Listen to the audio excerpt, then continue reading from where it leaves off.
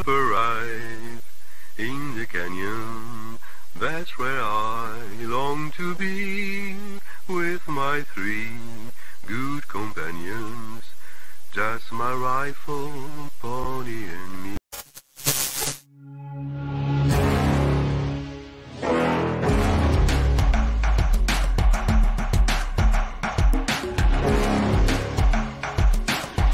Qu'est-ce que c'est que ce cinéma? Qu'est-ce que c'est que ce métier? Où tout le monde couche avec tout le monde, où tout le monde se tutoie, où tout le monde ment. Mais qu'est-ce que c'est? Vous trouvez ça normal?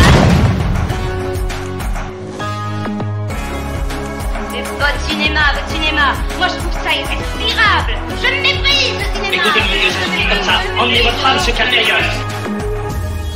Quand on tire, on raconte pas sa vie.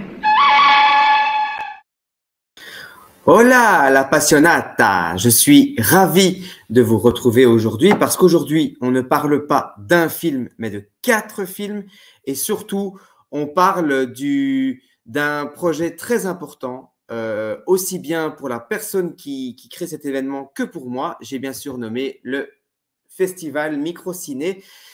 Alors, le Festival Microciné est tenu par ce cher ami youtubeur, critique, journaliste Samir de la chaîne Microciné, quelqu'un que nous aimons énormément sur YouTube, quelqu'un qui mérite qu'on le soutienne dans cette démarche, parce que simplement, si on ne le soutient pas lui, ben, qui soutenir d'autres? Parce que Samir, c'est quand même quelqu'un qui a un peu ce rôle de passeur pour nous tous, pour tout cinéphile qui s'intéresse à sa chaîne. Samir, malgré lui, parce que je ne pense pas que ce soit une volonté profonde de sa part, mais en tout cas, c'est devenu aujourd'hui un passeur. Quelqu'un qui nous ouvre non pas à un certain cinéma, mais qui nous ouvre à nous interroger, à nous poser les bonnes questions sur le cinéma avec un grand C. Et c'est quelqu'un, et moi c'est pour ça que je l'aime beaucoup, au-delà de son ouverture aux autres, c'est aussi quelqu'un qui va nous amener à s'interroger sur le cinéma, sur son implication sur la société, sur nos vies. En tout cas, moi, c'est toujours comme ça que j'ai perçu le cinéma. Le cinéma fait partie de ma vie depuis que j'ai l'âge de 8 ans.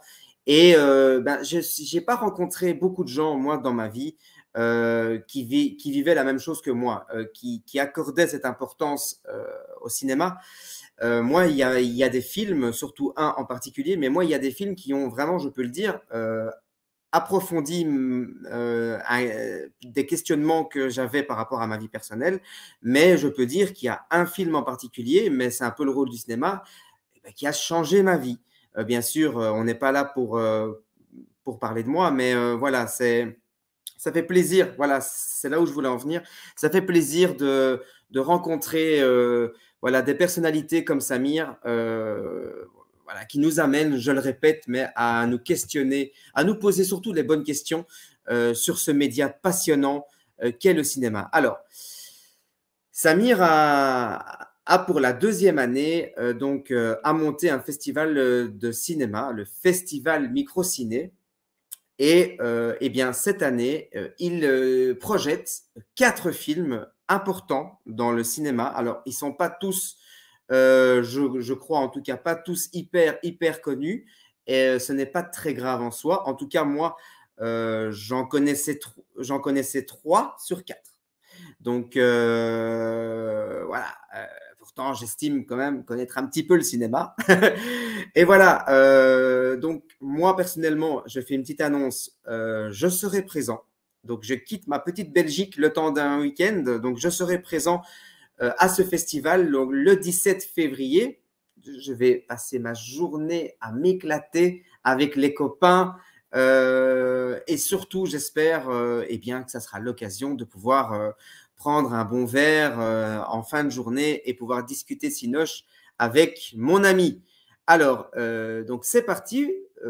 Je vais présenter dans cette vidéo les 4 films projetés au festival.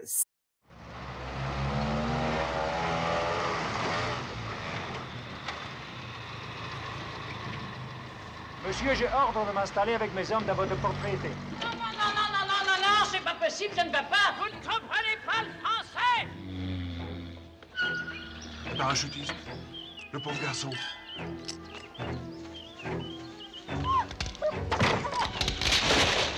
Ah, comment non? Vous ne connaissez pas le frère de ma femme? Très honoré, monsieur. Frère de qui? Mais quoi, Bobby? J'ai un message pour toi. Ah? Oui, voilà. Alors tu viens jouer la comédie à ton père. Papa, mon mari ne m'aime pas. Il est derrière mon dos. Tu débauches ton meilleur soldat. Maintenant, je sais, vous êtes la seule femme. Les autres n'existent pas. Oh, des cocos! Ce sont des explosifs. Oh, mon Dieu! Mais pourquoi faire? Des sabotages. Sabotage, quelle bonne idée! Qui êtes-vous, hein? Lâchez-le! Votre femme est partie avec son amant. Mon piano! Eh ben, c'est n'est pas acté. Mais non! Faites pas une histoire, elle reviendra, votre fille. Je ne souviens pas de ma fille. Alors de qui? Les Américains Qu'est-ce qu'ils vous ont fait? débarquent demain matin.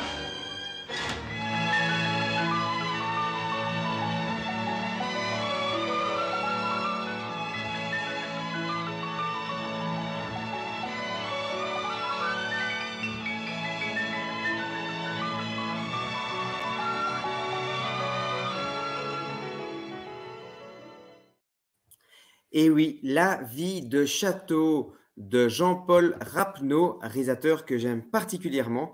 Alors, de quoi parle ce film? Eh bien, Marie, donc, nous nous concentrerons sur Marie, qui s'ennuie dans le château où elle vit avec Jérôme, son mari, qui est incarné par Philippe Noiret, et sa belle-mère Charlotte. Alors, elle veut ardemment aller découvrir Paris.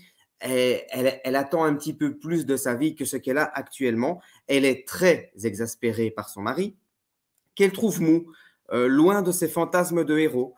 Et les voilà contraints d'héberger le commandant Siegfried Klopstock avec ses soldats, qui, évidemment, l'un d'entre eux va tenter de séduire Marie.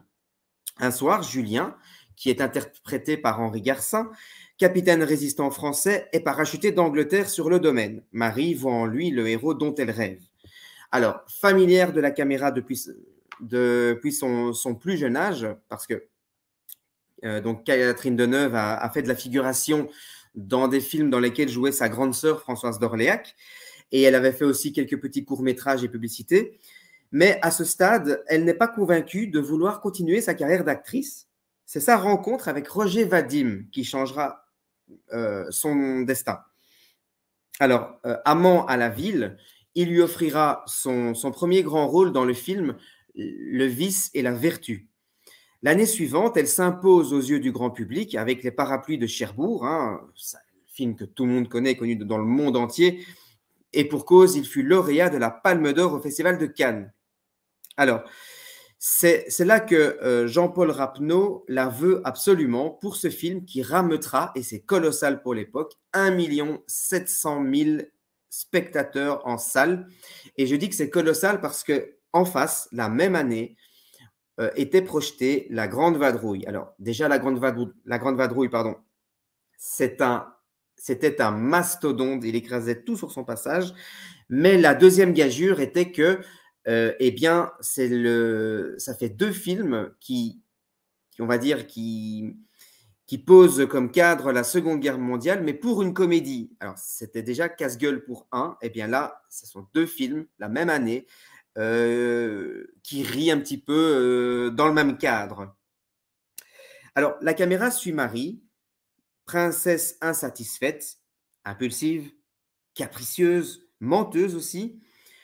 En épouse morose, elle s'amuse à faire tourner en bourrique les hommes, qui se font aussi la guerre sentimentale, et comme c'est souvent le cas avec Jean-Paul Rapneau. Alors, personnellement, on a connu un Philippe Noiret plus inspiré qu'en bon français velléitaire, mais Rapneau ne s'en cache pas. Hein. Il s'est inspiré des screwball comedies d'Howard Hawks pour gérer son tempo. Alors, il aurait pu y ajouter un soupçon au niveau de l'interaction du quatuor principal et une conclusion plus attrayante, mais cela dit, l'énergie cartoonesque du film, sa bonne utilisation du décor du château et ses gags impromptus le rendent immédiatement sympathique et assez avant-gardiste. Mais comme il s'agit ici d'un premier long métrage pour Rapneau, on passera certainement un très très bon moment. Alors, La vie de château, donc ça sera le premier film, pardon, bah, ça je ne couperai pas au montage.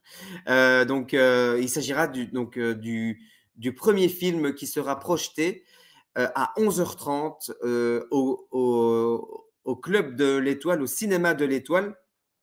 Au Club de l'Étoile, cinéma de l'Étoile, le Club de l'Étoile. La vie de château de Jean-Paul Rapneau. Et maintenant, passons au deuxième film. Et c'est celui-là, moi, que personnellement, je ne connaissais pas.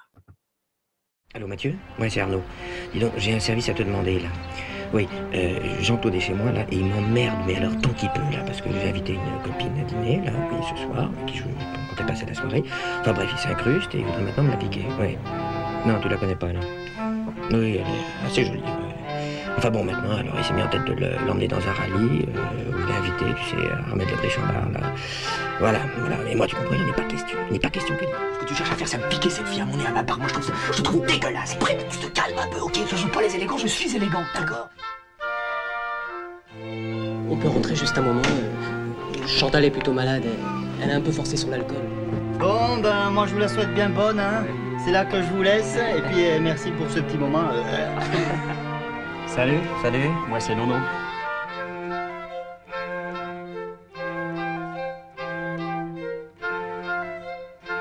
Écoute, j'ai fait ce que tu m'as demandé. C'est une réussite.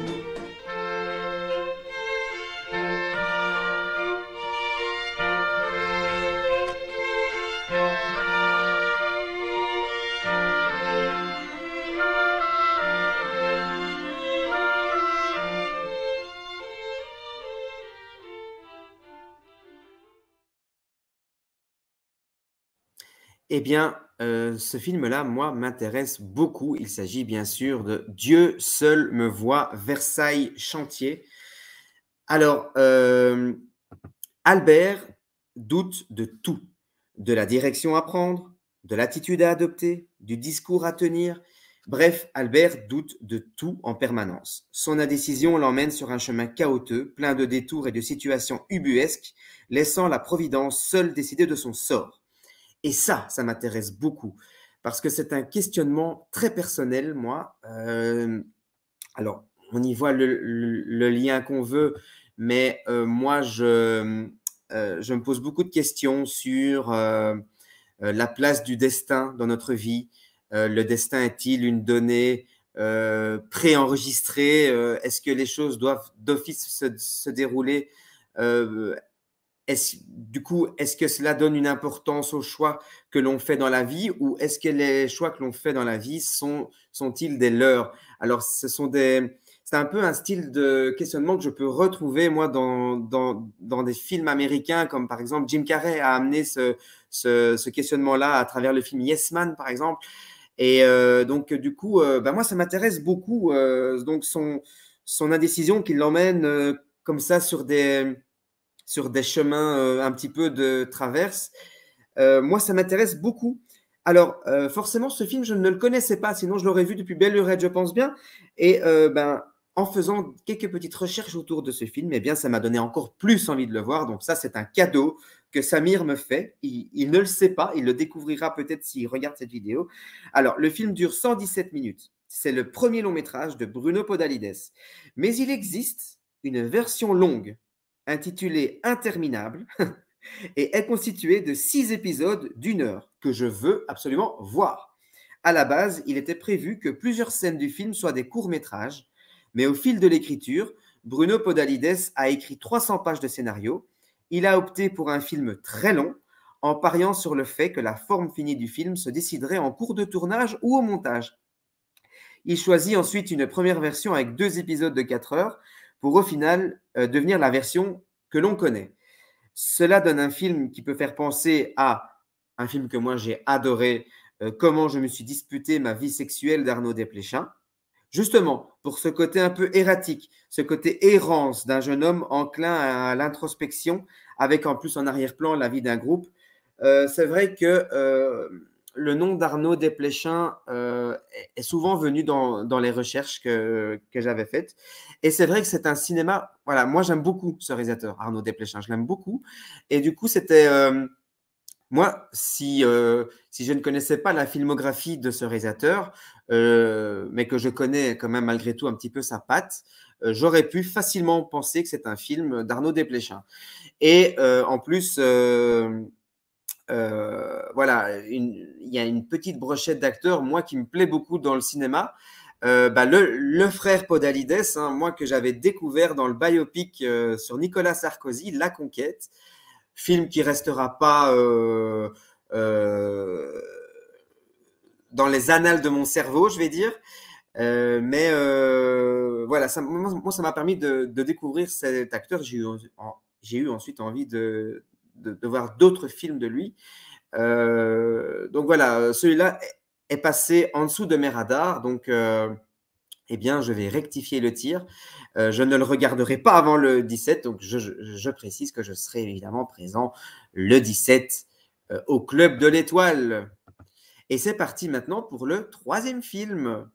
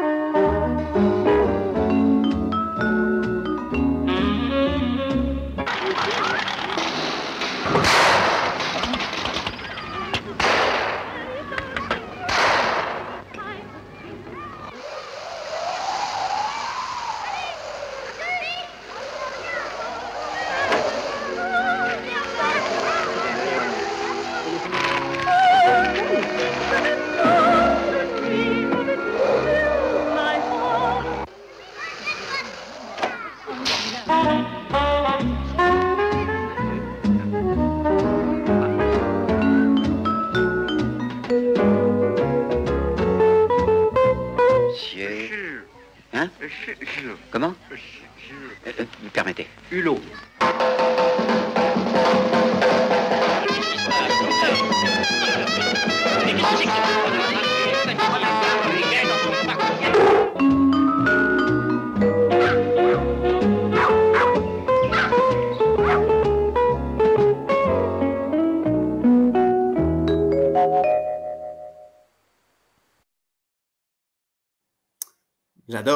J'adore Jacques Tati. Pour ceux qui me suivent en live, vous savez à quel point j'adore le cinéma muet. Alors, je ne parle pas de The Artist, hein. Je parle vraiment de Charlie Chaplin, Buster Keaton. Et pour moi, Jacques Tati, eh bien, forcément, rentre dans cette lignée tout à fait logique. Et en plus, sera diffusé le génialissime Les Vacances de Monsieur Hulot, que je n'ai plus vu depuis maintenant, si je ne dis pas de bêtises, bien 15 ou 20 ans. Alors, de quoi ça parle? Bien, à travers différentes anecdotes, le film présente une galerie de types de vacanciers à une époque où les vacances à la mer deviennent le rituel annuel sous l'impulsion, bien sûr, des congés payés. Le film se moque aussi doucement, très gentiment, de la confiance de la société occidentale d'après-guerre dans la croyance optimiste en la production capitaliste.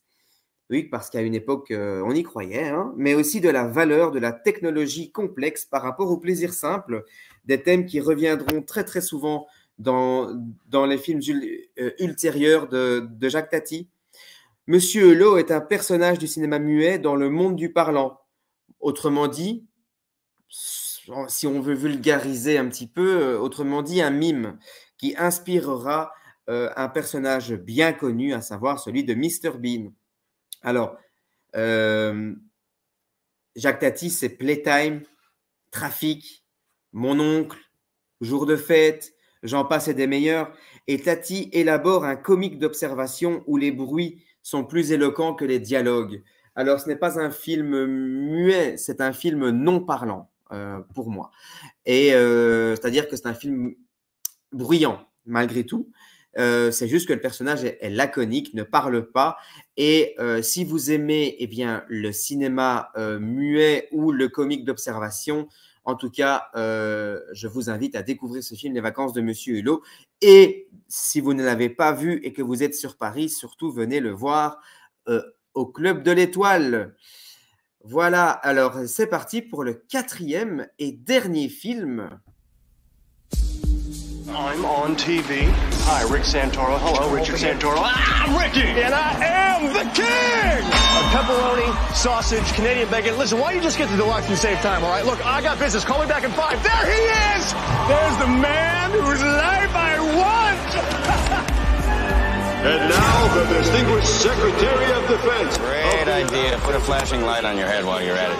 Oh, why are you so uptight? It's fight night! Running security tonight. I got a lot on my mind. Watch carefully. That seem right to you? Kevin, that is right in so many ways. No, I mean, beautiful woman alone at a fight? A crime is about to be committed. Now listen to me, Mr. Secretary. I am telling you, you're the one that's going to be sorry.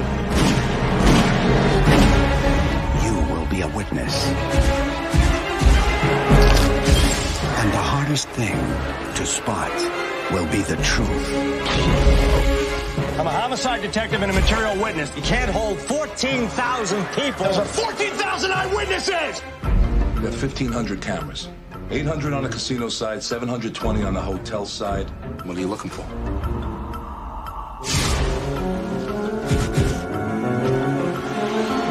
It was a phantom punch!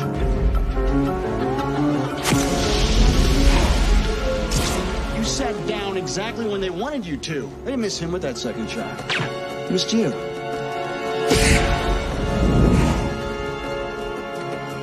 I'm betting that the redhead you follow is the same person who told Tyler to throw the fight. She's 1. Shooter's 2. Tyler's 3. The drunk who shouted the signal's 4. And whoever was on the other end of that radio was 5. 5 people make a conspiracy, right? It sounds like he's conducting a very dangerous investigation. I'm not gonna let you kill her. Please, Rick. You're all alone on this. The house wins.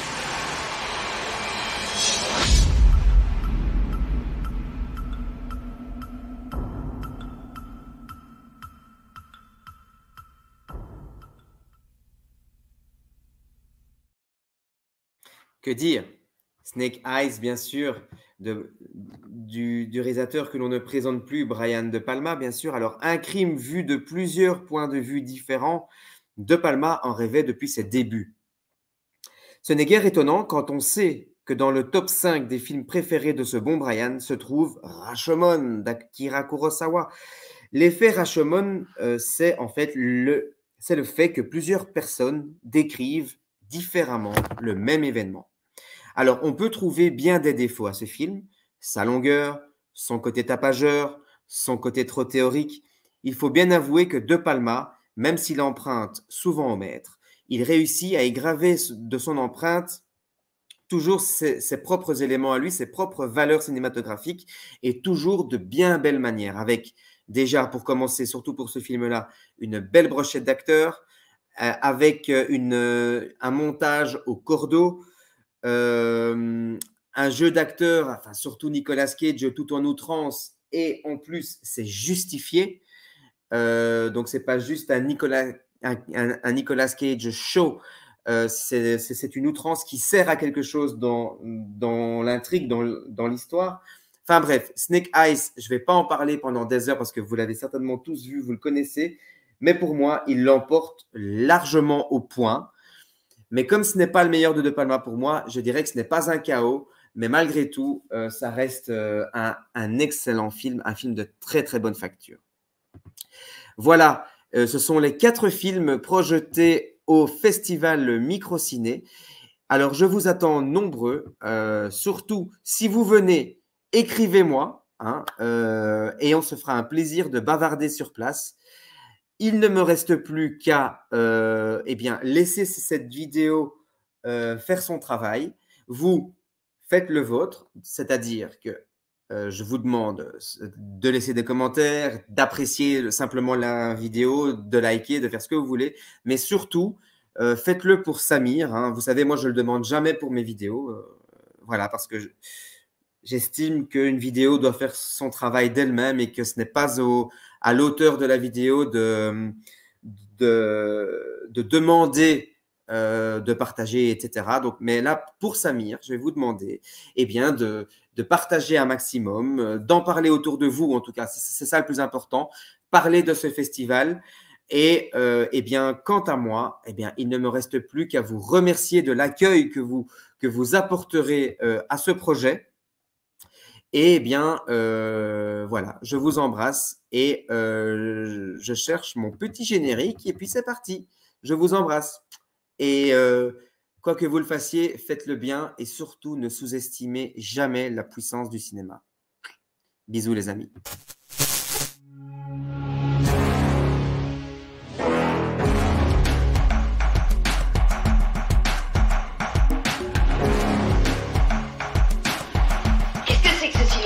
Qu'est-ce que c'est que ce métier où tout le monde couche avec tout le monde, où tout le monde se tutoie, où tout le monde ment? Mais qu'est-ce que c'est? Vous trouvez ça normal? C'est votre cinéma. Moi je trouve ça irrespirable. Je le méprise ce cinéma. Écoutez-moi, je suis comme ça. Emmenez votre âme se calmer ailleurs. Quand on tire, on raconte pas sa vie.